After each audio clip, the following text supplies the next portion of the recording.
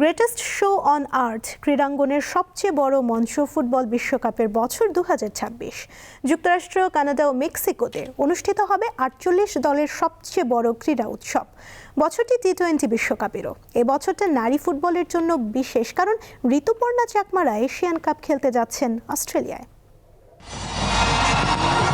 প্রতি বছরই নতুন উদ্যমে শুরু করতে চায় সকল দল। আগের বছরের ব্যর্থতা ও ঘাটতিকে মাথায় রেখে উন্নতির পরিকল্পনা করে প্রত্যেকেই। একই পরিকল্পনা নিশ্চিতভাবে রয়েছে বাংলাদেশ ক্রিকেটে নারী ও পুরুষ দু দলেরই। বরাবরের মতো 2026 সালেও ব্যস্ততায় ঠাসাসূচি লাল সবুজের প্রতিনিধিদের, বিশেষ করে পুরুষ ক্রিকেট দলের। চলতি মাসে বিপিএল এর ব্যস্ততা শেষে ভারত ও শ্রীলঙ্কার মাটিতে টি-20 বিশ্বকাপ খেলতে যাবে টাইগাররা।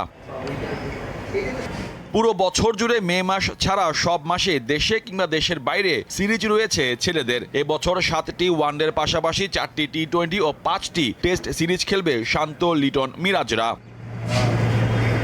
3টি ওয়ানডে সিরিজের পাশাপাশি টি-20 বিশ্বকাপ বাছাই ও মূল পর্বসহ 5টি টি-20 সিরিজ খেলবে বাংলাদেশ নারী ক্রিকেট দল। দেশের নারী ফুটবলের জন্য এই বছরটি একেবারেই ভিন্ন। নিজেদের ইতিহাসে শ্রেষ্ঠতম অর্জনের লক্ষ্যে আগামী মার্চে প্রথমবারের মতো এশিয়ান কাপে অংশ নিতে অস্ট্রেলিয়া যাচ্ছেন ঋতুপর্ণা, আফিদা খন্দকাররা। যদিও বছরের শুরুতেই থাইল্যান্ডের মাটিতে অনুষ্ঠিত হবে সাফ ফুটসাল। দীর্ঘ 7 বছর পর বাংলাদেশের নারীরা এই টুর্নামেন্টে অংশ নিচ্ছেন।